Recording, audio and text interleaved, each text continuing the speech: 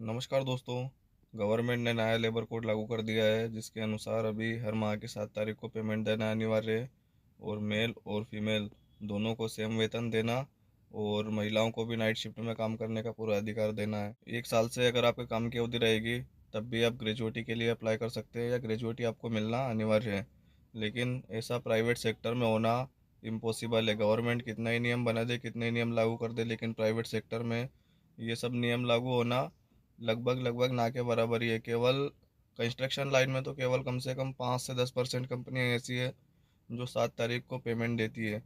बाकी कंपनियां 20 तारीख, 25 तारीख या 15 तारीख या 10 तारीख के बाद ही पेमेंट करती है। तो कंस्ट्रक्शन लाइन में ये सब पॉसिबल नहीं रहता है, क्योंकि कंस्ट्रक्शन लाइन की कंपनियां तो बिल के ऊपर डिपेंड रहती है।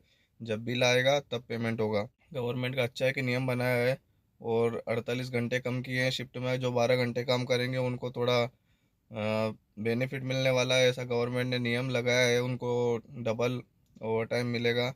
लेकिन जो कंस्ट्रक्शन लाइन है, इन सब में ये सब चीज़ें पॉसिबल नहीं रहती है, क्योंकि जो काम करता है साइट पर या ऑफिस में, सिविल लाइन में, कॉरपोरेट सेक्टर में, वो ये सब चीज़ें समझ सकता है कि कॉरपोरेट सेक्टर में ये सब पॉसिबल नहीं है।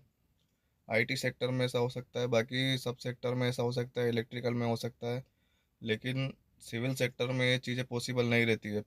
और अगर पॉसिबल रहेगी भी, तो जो कंपनियां रहती है वो ऐसे रीज़न बताएंगी कि आपको पेमेंट मिलेगी ही नहीं। वो बोलेंगे कि बिल नहीं है, या फंड की कमी है, लैक ऑफ फंड की वजह से पेमेंट नहीं हो रहा है। ये सब चीज़ें कंपनियों में रहती है। हर एक कंपनी में ऐसा ही रहता है। और कंपनियों की भी कई बार मजबूरी हो जाती है कि वो 7 तारीख को पेमेंट नहीं कर पाती है। जब फंड नहीं रहेगा या बिल नहीं आएगा, तो कंपनी का पेमेंट करना काफ़ी मुश्किल हो जाता है। तो जो नया लेबर कोड है, ये कॉरपोरेट सेक्टर के लिए बिल्कुल भी सूटेबल नहीं है।